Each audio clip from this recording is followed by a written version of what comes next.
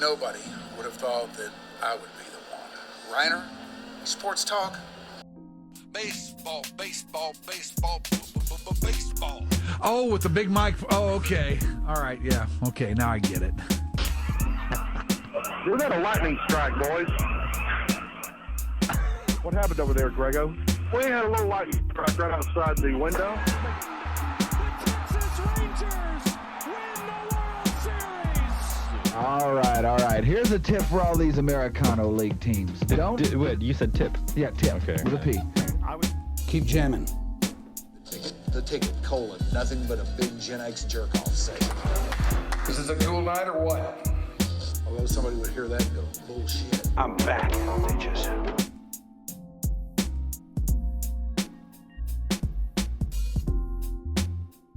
I would be Mike Rhyner in here inside the nurturing biosphere of the mothership for episode 163 on this, the 15th of October.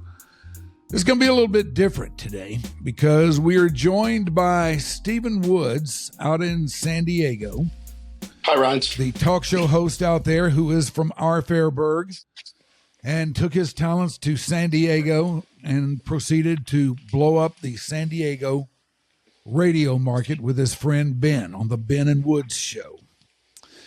And also we have with us the new manager of the Texas Baseball Rangers, Skip Schumaker. And Skip Schumaker, that's going to kill me. It is. I'm sorry. I've been called worse. We're good. All right, we had some technical difficulties there up front. We apologize for those, but now we are ready to rock and roll. I got Woodsey on here because he knows Skip and has a little bit of a history with him, whereas Skip and I are bumping up against each other for the first time. So let me just ask you this, Skip, to jump into things. When and how did managing possibly come into your view after your playing days were over? Yeah, so I jumped into coaching 2 years after my playing career was over. Started coaching at first base for Andy Green and AJ Preller in San Diego. It was a rebuild type of season or start to my career, and it allowed me to learn about the game, the R&D departments, analytically, and then obviously on the other side of playing, which is not easy because when you are a player, everything is there for you on a sheet of paper, where to be, what to do, how to do it, and then you have your own processes of how to get ready for a game individually. As a coach, having everything prepared for those guys before they come in was an adjustment for me, even though I was a player for a long time. So I needed to be that first base coach, then the bench coach. Before I became a manager, I needed that progression in order for what I would think would be a successful start of my managerial career. So it really didn't start until maybe year 2 or 3 of coaching on a major league roster before I was really thinking, man, I could really do this one day or like to do it one day. How have managers you played under influenced your baseball thought? Well, at the time, Tony La Russa was my manager for 8 years, obviously a Hall of Fame manager. And you never want to be a bench player when you are a baseball player on any team, right? Like you want to be an everyday player, knowing when you show up, you have 4 at-bats every single day. So I wasn't happy being a bench player, but I knew my role, and part of my role was, helping a team win a World Series was off the bench quite often. At the time, I didn't realize how beneficial it was for me to be a role player watching Tony La Russa navigate through a game, whether it was bullpen matchups or double switches at the time on the National League side of things. And there's so many different parts of the game where, you can really make the opposing manager look like an idiot based on your preparation in a National League style game. So I really was grateful to watch that. And you don't get to watch it when you're playing because you're just in survival mode and trying to, get 2 hits and, whatever it is and try to win the game. But as a role player, you're trying to play along with the manager just in case you pinch hit or double switch or pinch run, whatever it is, so you're not ambushed and you're ready. And that really helped me as far as my maturation of like learning the game. We have the universal DH now and everything like that. Do you think baseball has lost something by not having that National League style anymore? No. So I do feel like I didn't want to see another pitcher hit again. That's for sure. I'm totally okay with not seeing, although Adam Wainwright would highly would disagree with this. I don't want to see Kershaw or Wainwright or these $30 million pitchers taking swings and blow an oblique or run and pull a hamstring down first base. Like, that doesn't make any sense to me. But I do feel like some of the strategy with some of these new rules has been taken away from managers. That's part of the deal that, I think the pitch clock is so much better for the game. I think the DH is so much better for the game. Some of the other rules you could talk through a little bit more and sit and argue with. But I feel like the game is in a really good place because of the DH, because there's more offense, and because the pitch clock, it's allowed for a 2.5 hour game and keeping fans more engaged. Guys get into the game and they make their way through the game. They're in different places around different people all the time. And you spend a lot of time around baseball, talking baseball, learning about baseball. You really never stop learning about baseball. And I was just wondering, who are some of the guys who have influenced you? Other managers or just other players or other people you've run across in the game who have shaped your baseball think? Yeah, it's funny. I've been asked that quite a bit, especially lately, of guys who have influenced me, and it doesn't always have to be a former manager. It doesn't have to be a former player. It can be guys in different positions in a clubhouse that have really impacted me, and not only as a player, as a coach, but as a person. Everything I know, I've learned from somebody. I really believe that, and I've just kind of created my own either managerial style or player style, or even a parent, being a parent, and taking different circumstances. And so I feel like the main guys you're going to hear is Tony La Russa, Don Mattingly, Adam Wainwright, Kershaw. I could say Nick Punto, Michael Young, Ian Kinsler, that group. But also, I've said this before, the traveling secretary in San Diego is a 12 out of 10 person. He is phenomenal. And I am so grateful I got to run into TJ Lasita because he has impacted my life just as much as Tony La Russa in my baseball life. So I just because there's a title attached to your name doesn't mean you can't impact somebody in their life on the positive side. So I could go in a number of directions here, but I just wanted to say that. Woods from Ben and Woods as well. Of course, and radio host. Radio host, of course. Yes. Yeah, very. So did you do a show with Ben and Woods, a regular weekly thing or something? No, you just listened, right? Just driving in. Yeah, I lived in Orange County, which is about an hour away from Petco Park in San Diego, and as a coach. My family lives here. I didn't want to uproot them and move them, and so I would commute every single day. And I started listening back as a player when I was with the Dodgers to the radio show. His name is Dave Vassay up in L.A. At me and my Nick Punto, who was a former player, who was my neighbor. We would listen on the drive up there, and it was just really cool to listen to a different perspective from either fans or radio hosts. And Dave Vassay was really good. So I decided I'm going to do the same thing on the way down to San Diego. And I decided to pick Ben and Woods. And it actually really started the year before COVID. But during COVID, it was unbelievable for me driving in, listening to Ben and Woods. And it was getting their perspective. They're really smart. I know he doesn't want to admit that, but they see the game in a different way that really opened my eyes in a fan's perspective. And so I was very interested to listen to them. And it just ended up being a friendship that last 5 or 6 years. You want to elucidate further on that, Woodsey? Yeah, but you want to talk about panic is when, I ran into Skip at the ballpark, I think, down in the clubhouse. He's like, "Hey, I love your show." And I'm like, "Excuse me, you listen?" And it is like the most terrifying feeling because you forget, Ryan's, and you know this, man, you get in there talking with your buddies and you're just talking and you forget that there are people listening. And it was a good lesson for me. And it still is. Like I told a story the other day and I got a text from Bud Black and he said, "Your story about the nude spa that you went to had me rolling at 6 a.m." And my mind just blew up. And I go, "Buddy, you heard that?" And he's like, "Hell yeah, I heard it." And it kind of makes me sick because you get loose in there and you're talking and you're like, who's listening to this right now? And so we heard that and we love Skip. We were so happy to have him with the organization, obviously.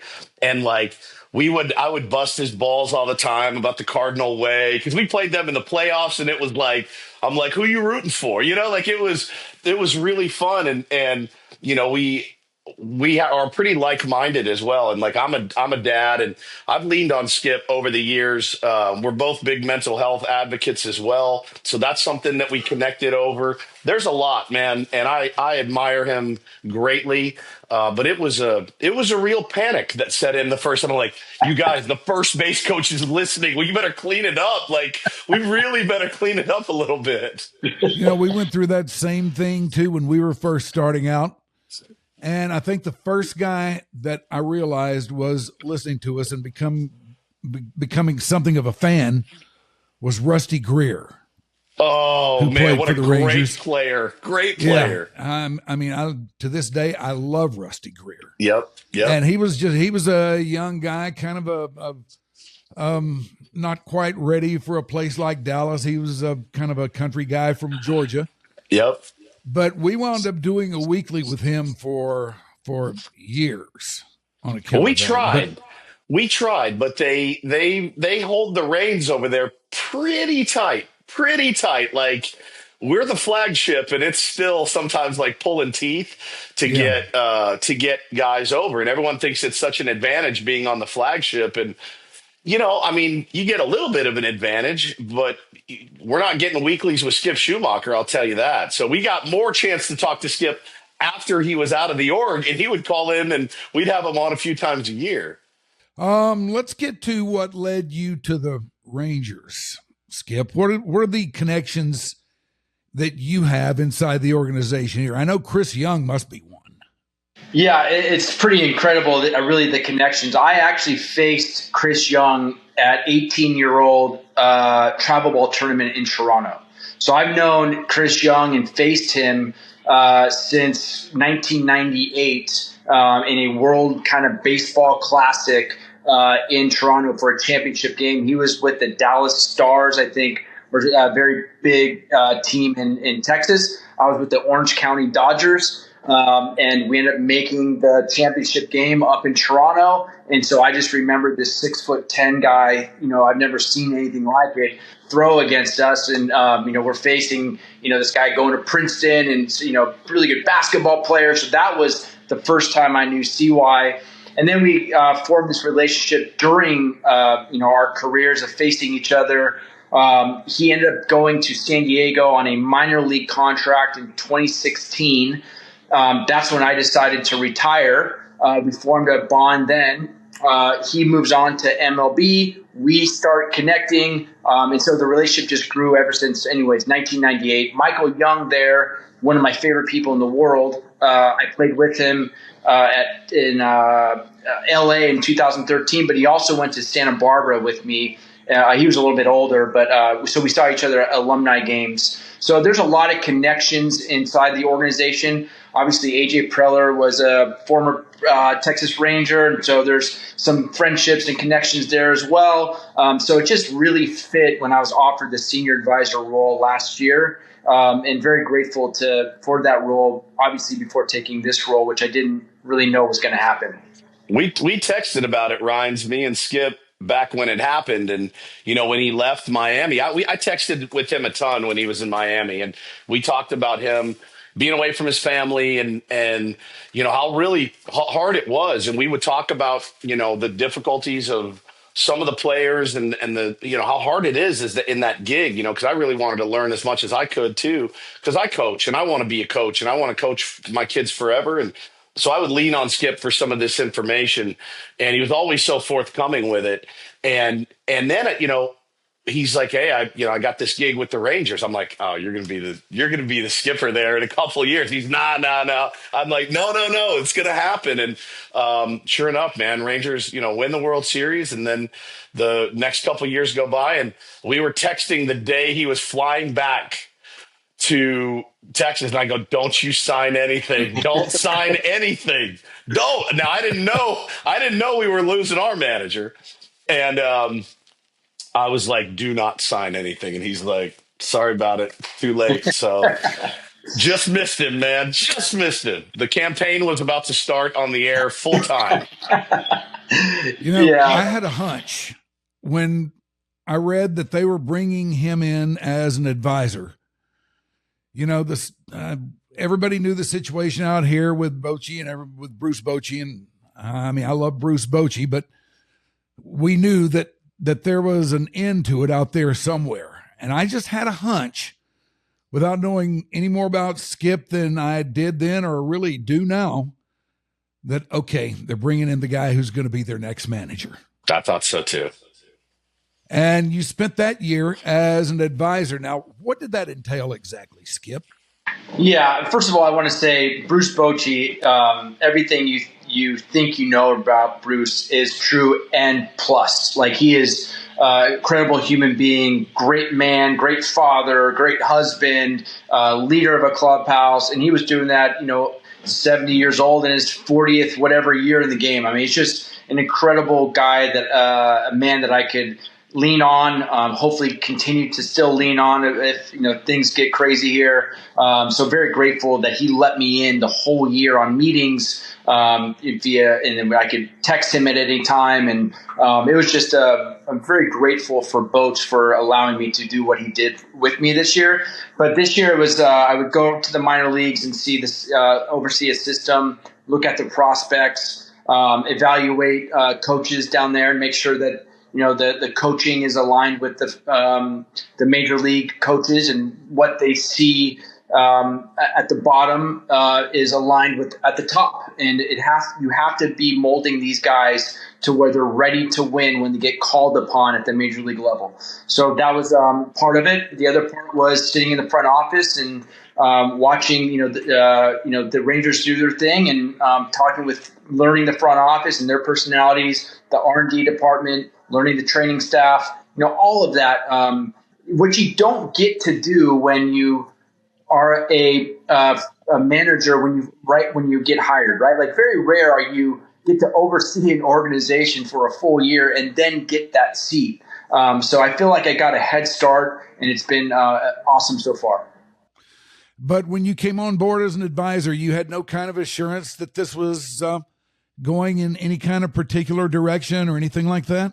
I did not. CY was very honest with me, and in no way was I, wanting to do anything to disrupt a championship run for the Texas Rangers. And Bruce Bochy is the manager, so there ain't no way that I'm touching that. And so so trying to be as respectful as I could, and not be this helicopter, coach that would come in or advisor and come in and drop a hot take and leave. Like, I wasn't going to do that. And just trying to be as respectful as I could with the situation. But I just wanted to stay in the game and learn from a first-class organization, and a first-class Hall of Fame manager, which I haven't been around in my career. I've been around a lot of young rookie managers, which has been great. Don't get me wrong. But this allowed me to really learn a different way to go about things. And instead of taking these other jobs that I was offered, there was no doubt that this was the spot for me to learn this year. And so far, so good. For about a hot minute, a couple of weeks or so ago, right before the Rangers announced you, there were some things that I saw as I do my reading and, try to learn as much about what's going on out there as I can, where your name was connected with a few of the other openings out there. And I kind of feared, because I was pretty convinced that you were going to be the Rangers' next guy, but I kind of feared that you might be stolen away from him. Did anything ever come of that? Did you ever have any conversations with anybody? Yeah, listen, I didn't know what was going to happen with the Texas Rangers, first and foremost. And then obviously, that kind of, the opening happened, and with the Texas Rangers, that Bochy was not coming back. And then once that happened, I think, after talking with a couple people, like family members, and obviously my agent, if this was an option, this was where I wanted to be. And so once it became an option, this was like number one. I didn't want to go anywhere else. There might have been other places. It doesn't matter now, because this was a chance to come in and to win right away. My son is 18 years old. He is a senior in high school. He's committed to play baseball at TCU, which is 30 minutes away. So being able to see your family and also be a major league manager just does not happen in my world in the same city. And so I'm so grateful for that to happen, and to see him chase his dreams while I'm still trying to follow mine and try to win a World Series as a manager. Man, I'm like, I couldn't be more excited. Skip, they asked me when I was on last week, when they were getting the lowdown on you, they said, what do you think is kind of Skip's priority? And I was close, I think, when I answered it before seeing your presser, but you and I have talked a lot over the years about accountability. And it's something I know you demand from your players. It's something that you're constantly looking for. I try to do it in my personal life. I know you do as well. When you went and did your presser and you talked about installing a culture, it's such a thing that we all hear, radio hosts and fans, you hear it.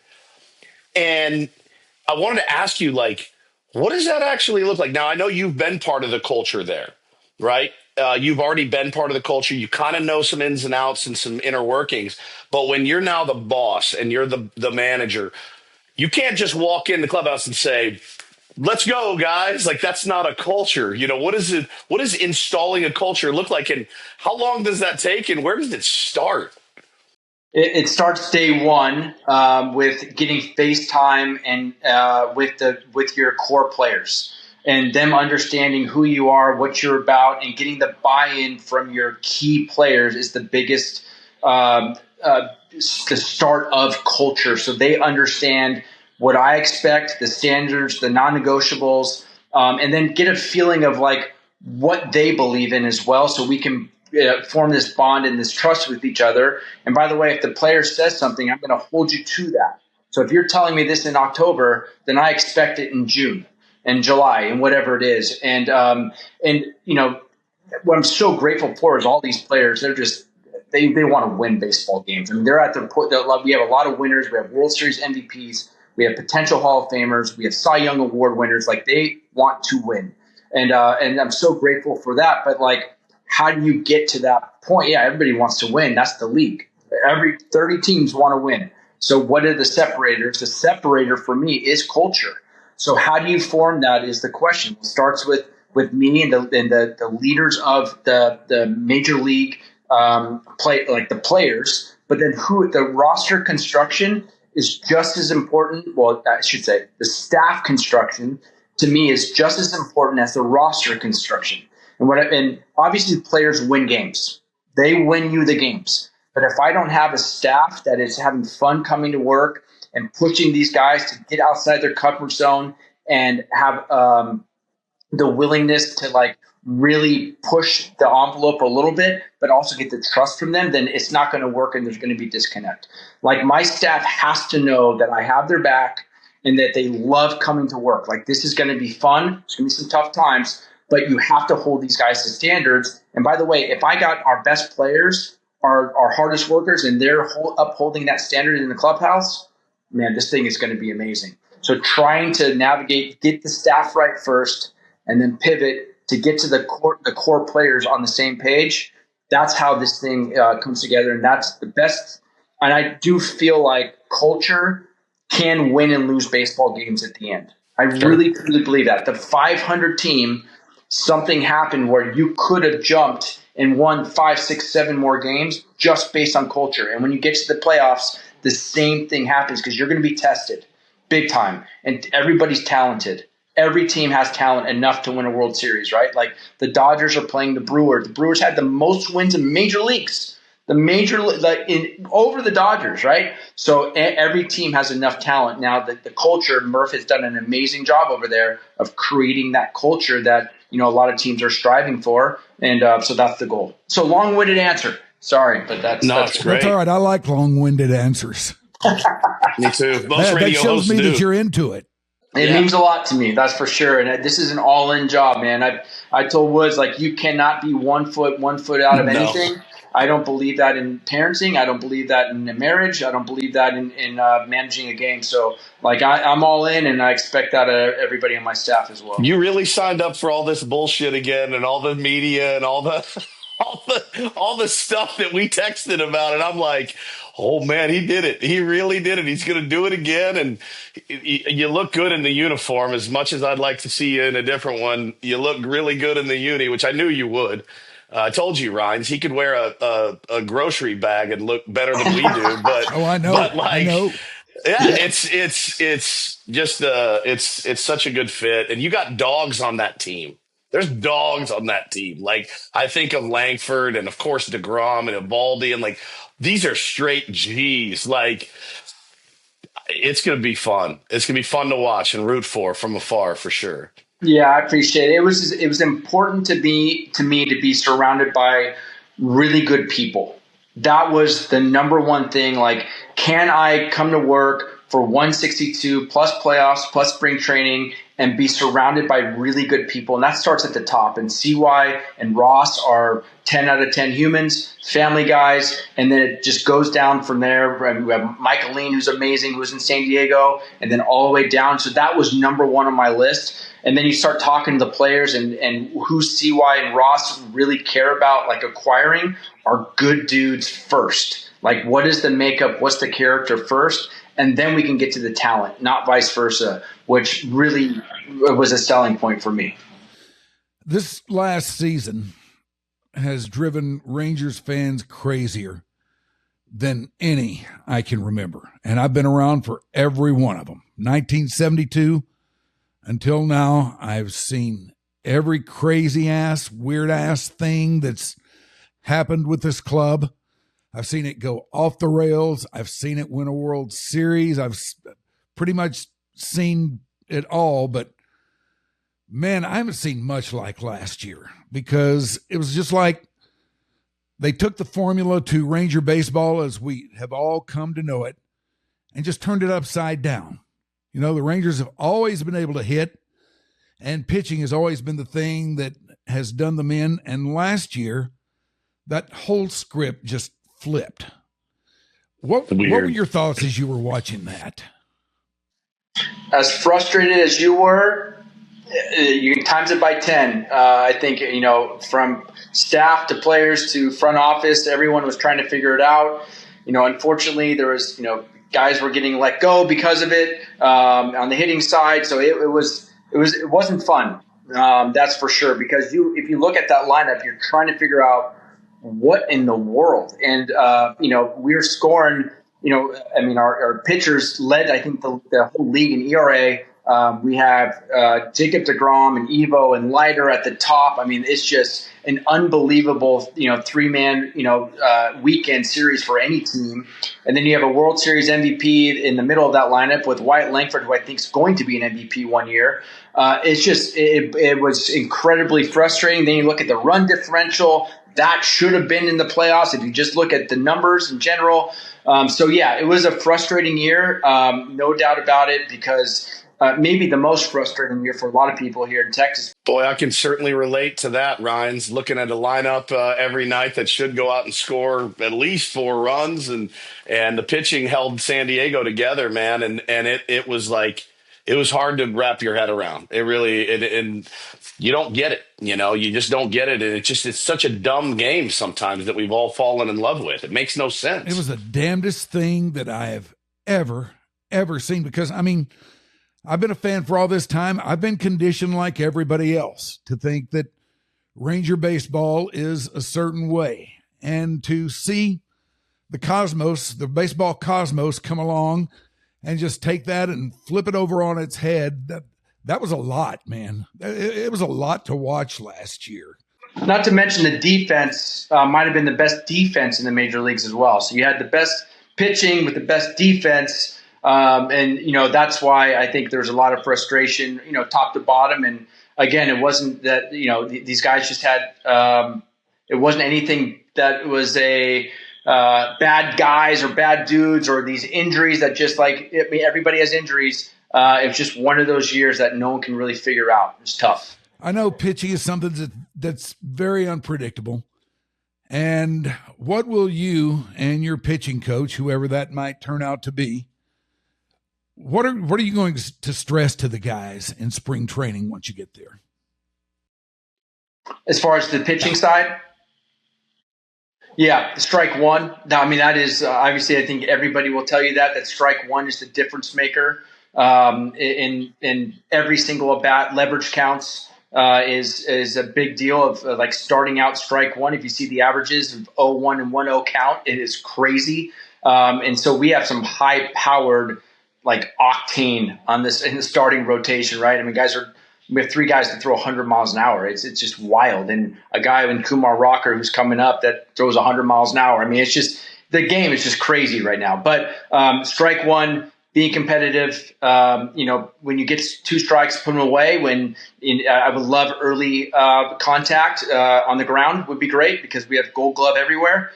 So use your defense. We have a big park. Utilize it. Take that use that as an advantage. We have guys that can really run in the outfield to run stuff down. We have Gold Glove finalists in the outfield and infield, and so utilize them. I think that is the blueprint of the San Diego Padres as well, where they have a really good defense and a really good pitching staff. Do not walk anybody. That's kind of the goal. Don't beat yourself. I think a lot of the times that you look back on wins and losses, it's you let them run on you when they get on the bases, and you allowed walks, and that's pretty much it. So if you can keep that at a minimum, we'll be okay. Skip, I know October is a long way away, but it certainly seems to be a different beast every year, especially around here. It's the 24 scoreless against the Dodgers was you want to talk about condensing pain. I don't know that anybody's really gotten over that because everybody kind of thought, well, we got this one and then we're going to get through the next one and we're going to be World Series champs. And even the Dodgers said it after it. It kind of makes you sick to your stomach. And then you get to Chicago this year and nobody hits. It's just such a different animal in October. How do you train for that pressure or for those times? Because we haven't figured it out here. No one's been able to put their finger on why it happens. It's just different in October. It is different in October. If you look at the games nowadays in October, slug is usually how you win games in October. Every now and then you will see, that situational hitting does matter. I don't know if it's so much like a lot of the bunt, but it is get them over, get them in when you have the chance, because there is, again, we talked about the high power on the mound, octane of 98 to 100 with spin. It's tough to get 3 and 4 hits at a time. Yeah. So when you do get a leadoff double, you got to get him over, got to get him in. Yep. Other than that, it is slug. This is the reality of where the game is at right now because it's so hard to get, like I said, 3 or 4 hits. To train for it, Tony La Russa was adamant. If you ask Albert and Tony La Russa, they treated every game like Game 7. And it's hard to do that for 162. 100%. I am not telling you that everybody can do that. It is a grind to say this is Game 7. But I will tell you that was the culture in St. Louis under La Russa, that if you felt like it was Game 7, a playoff game, once you got to the playoffs, it didn't feel as big. Yeah. And it's definitely different, though. There is no doubt. You feel different when you enter October. Yeah. That is real. And every level is different. The World Series Game 7, even though I was trying to prep for it, was Nick Punto was my guy that we drove to the field with every day, together every day, and my carpool buddy. in St. Louis driving to Game 7 against your Rangers and now my Rangers in 2011, that we didn't talk, and it was a half-hour drive. I mean, it is pure panic, so you just can't really prepare for it, even though we were trying for 162. Yeah. It's a really good question, but like that is what Tony La Russa really wanted you to feel on a Tuesday against the Pirates in June. Like, this is a playoff game. Like, treat it like that. Do whatever you can to motivate the players. Like, this is play like it's Game 6, Game 7. But it's not easy. No. Not easy to do. Great answer. I want to touch on one more thing about pitching, if we can, because I think pitching in baseball right now is better than it's been in a long, long time. Like, I can remember back in the late 60s, 1-0, 2-1 games. There would be 4 or 5 of them every single night. And that's one of the things that led to the advent of the designated hitter. So the DH comes in. We have the DH era. There's a lot of offense in the game. But now that script, to me anyway, seems to be flipping back toward pitching. I mean, the pitching right now is really good. Guys go up there, and there's a guy out there that you barely know anything about. He's throwing 93, 94. He's got about 3 different variations on the fastball. He's got a slider. He's got a changeup, and now he's got a sweeper, for crying out loud. Got a sweeper. Yeah. Yeah. What are your thoughts on pitching in this game right now, Skip? I'm glad I'm not hitting anymore. That's what my thoughts are, because I wasn't a good hitter when it was 88 to 91. So I can't imagine, what it's like when, like that 94 guy. I mean, they're barely out there now, right? It's literally 97 and above. It's just wild. And, you watched the Dodger game last night. I was trying to be conservative. Yeah. I mean, I was watching the Dodger game last night. I mean, Yamamoto was throwing 93 mile an hour splits. And not to mention he has a curveball and 97 at the top. And I mean, it's just, how do you hit that? It's not easy. They have, my thoughts on pitching is there's these facilities that train velo. And if you have command at an early age and you really are working on pitchability and not overdoing it, but like knowing how to throw strikes, you can train now to take that part of your game and make it like a velo plus command. And now you are like a D1 dude. And now you can go to the top right away from D1 to the major leagues in a hurry because of these facilities like Tread and Driveline in different places. The kids that get into trouble, they go velo first and then they try to get command and it doesn't work. So if you have a guy, if you are a young kid or, youth like, our kids or, high school to college, if you are command first, you can train the velo later. And that's where this game is at now, because it used to be, command and, trying to manipulate the ball a little bit. Now then it went to grip it and rip it, see how hard we can throw it. And now it's come kind of full circle where guys can command plus grip it and rip it. And it is a challenge to hit nowadays. So, again, we're trying to search. There's different machines you can use. Traject has been a big push for multiple teams where it looks like you're the guy that you're facing that night. You get some real reps against them. But, until you're in that box, it is not easy to really train facing that type of arm. As you watched the Rangers bullpen last year, what level of confidence did you have in it?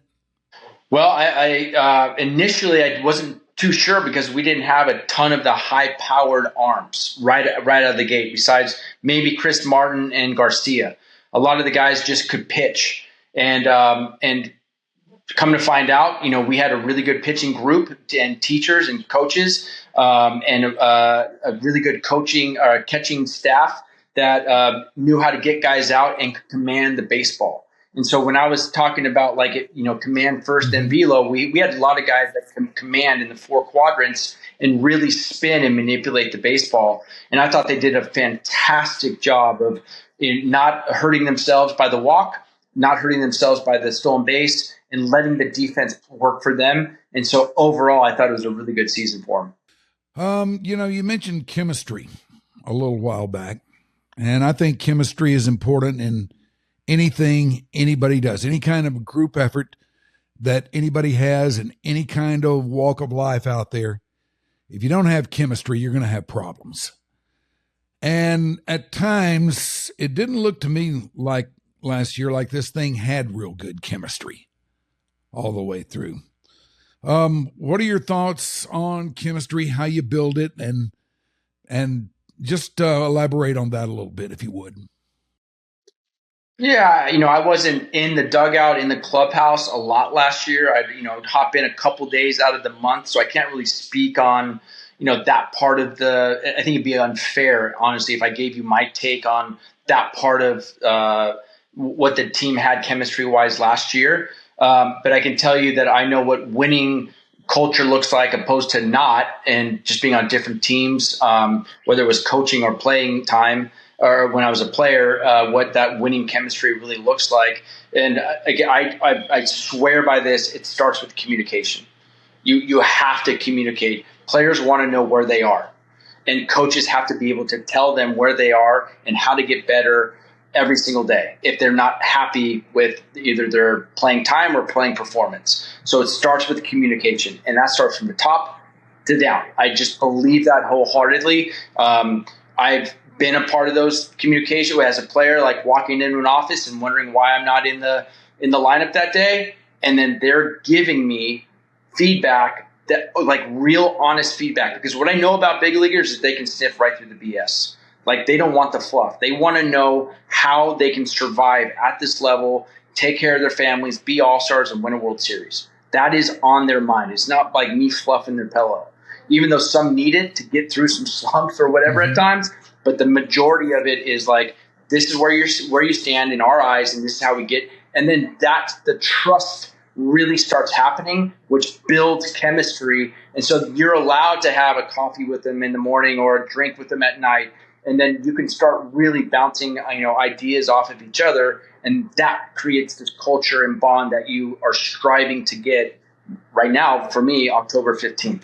Have you ever had a manager that you could have coffee with and a drink at night?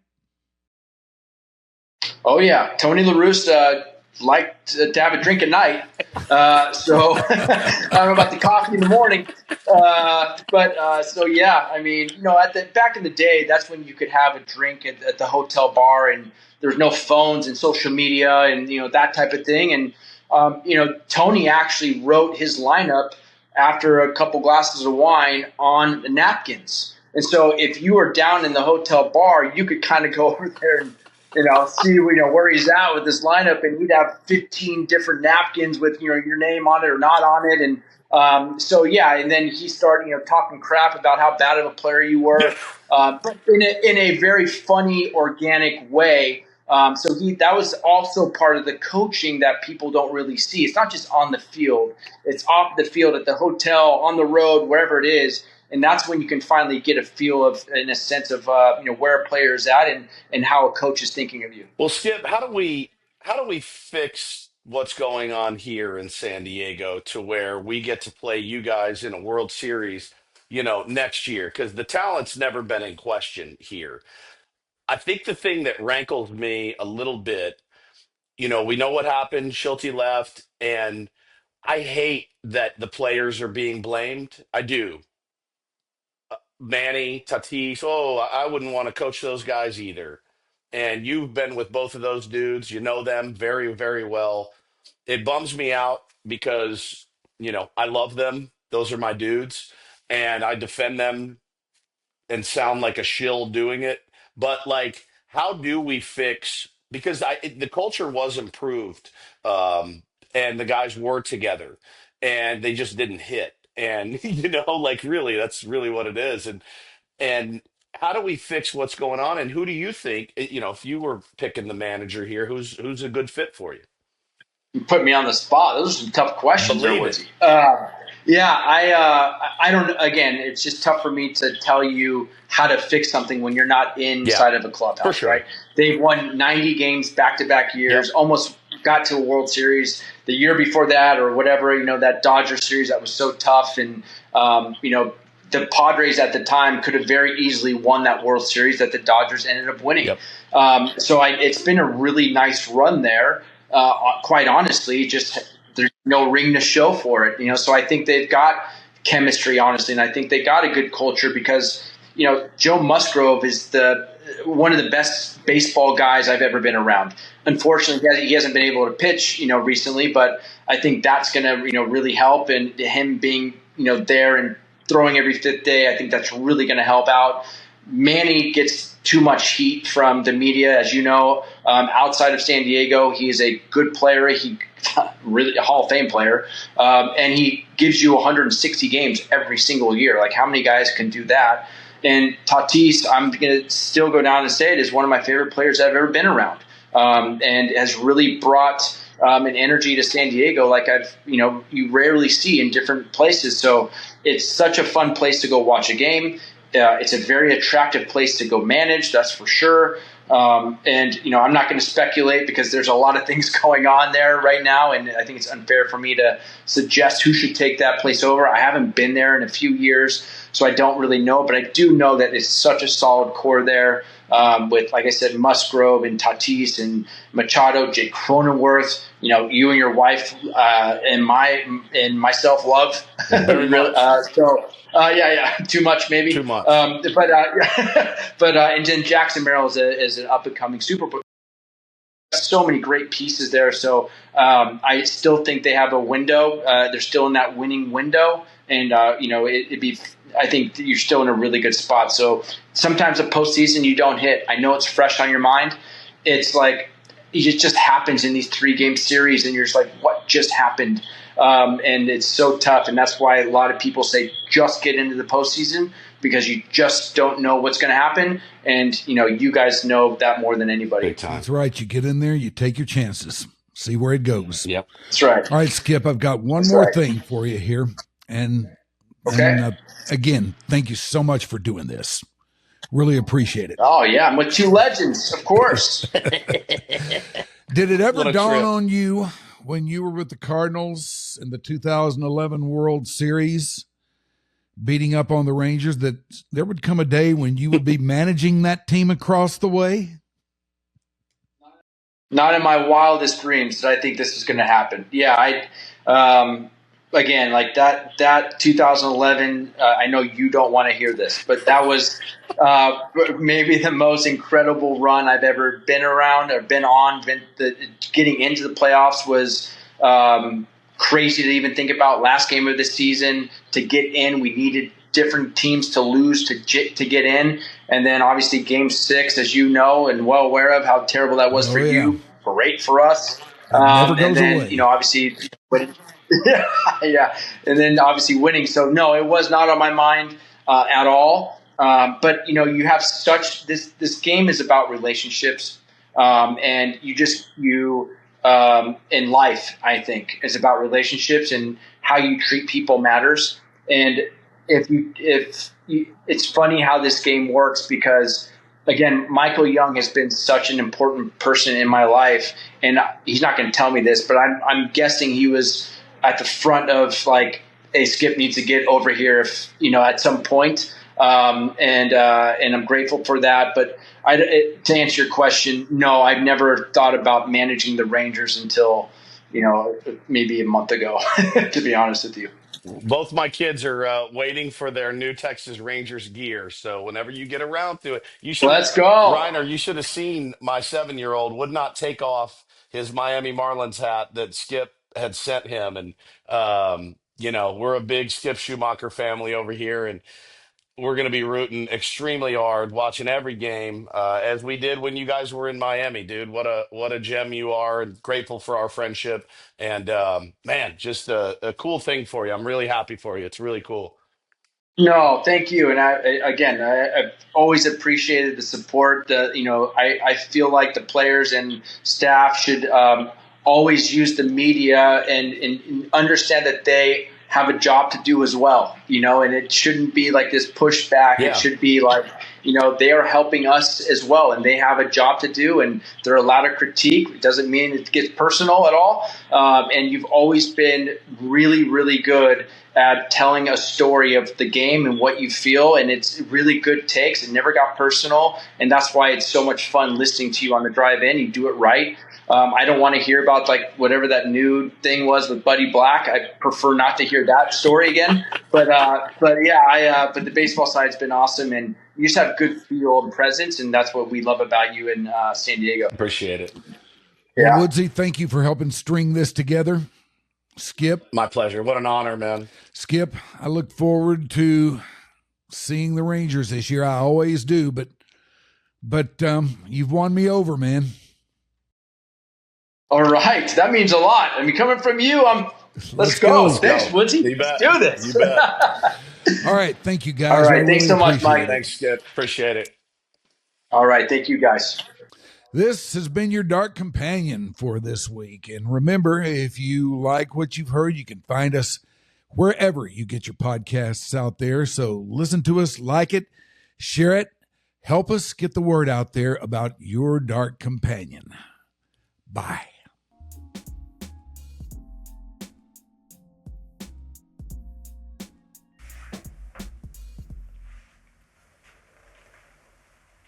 All right. I'm going to go take my pants off.